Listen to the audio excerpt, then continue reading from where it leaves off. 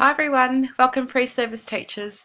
I just thought I'd take some time just to touch base with you about a couple of things that are coming up and also to congratulate those of you who have completed your placement. So I might start there. So I know it's been a busy and intense journey for you on this teaching period, and it's really important for yourself to acknowledge the hard work that you've done and also celebrate and take some stock now that you've can reflect on this time and prepare for your later assessments that are coming up.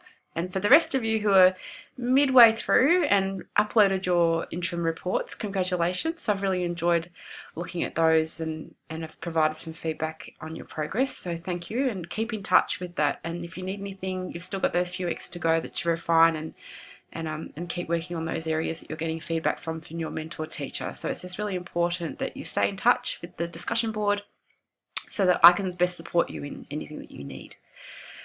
So thinking about the assessments, we've got the assessment task 2 due next week. So you've got a week's worth of time to get that organised. So hopefully you've made some good progress already. Keep using the question and answer section. I will be there checking that and supporting you through with anything that you've placed. Over the weekend, a few people asked a couple of questions around things like what kind of person would you be writing in, and I've just responded today thinking that might be a mix. So there's a bit of reflective talk, and then there's also some explanation and first person work. There's also been some questions about how you would use APA. I would imagine that it's probably just be a reference list at the end. It's not common to see an APA reference in a lesson plan. If you think it fits, well, by all means pop one in, but otherwise I'd be looking for a reference list at the base of the assessment, which probably make the most sense. And that could be anything from resources that you've used, perhaps the standards that you've referred to, and any sort of pedagogical implementation that might support your practice. So that would probably be what I'd be expecting there. I've also popped up the Australian Institute for Teaching and School Leadership site, just to remind you that we've got lots of support here for you when you're thinking about how to reframe the standards. And this might be also for the next assessment task, but just to keep in mind that you've got all these sort of support things here for you. So with the graduate standards, what I really like, particularly with this site overall, is that they've got these really terrific illustrations of practice. And I know that many of you would be really comfortable with these already, but I do think that they're worth just looking back again once you've done it, particularly when you've done a placement. It just gives you a different lens. So if you're sort of looking at something that you want to address, the illustrations of practice are actually going to sort of set that up with a little bit more depth if you need it. So, and unfortunately they don't have all of them, so there is a bit of a selection that's sort of spread throughout, but wouldn't hurt just for you just to revisit with a new set of eyes, particularly when you can look at it through the placement that you've just been on. So that's often good to refer to. And I don't know if you know, but there's also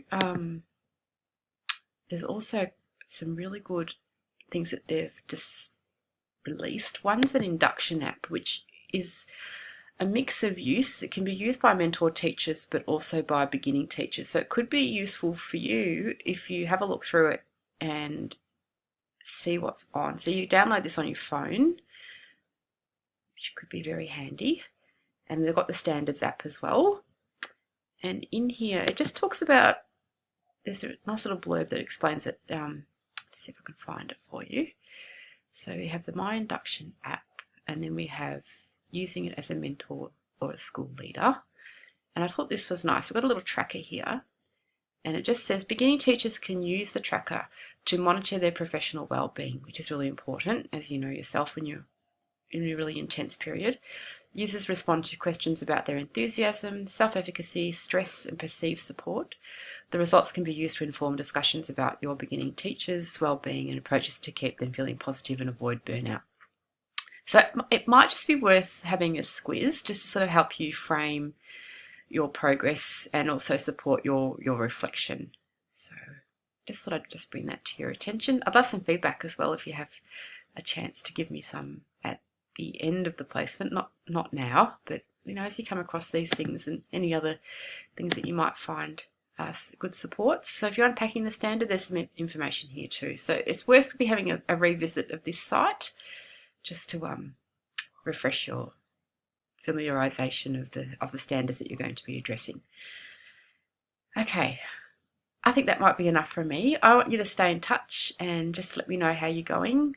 It should be really nice. I know that most of you are having a tremendously positive experience and just taking flight with all the things that you had to go at and have put in place within the school that you're working with and your mentor teacher. And I know this sort of thing can't be replaced by a unit of content. I think it's now the ability to draw everything together and to make sense of all that pedagogy that you've been through, making those deep connections with the children that you're working with, and learning as much as you can from the mentor teacher and the staff and the community of the school that you've been placed. So hopefully it's been as rich and rewarding, and I'm really looking forward to your assessments that are coming through, because I know that's going to shine. So thank you, and I will talk to you soon.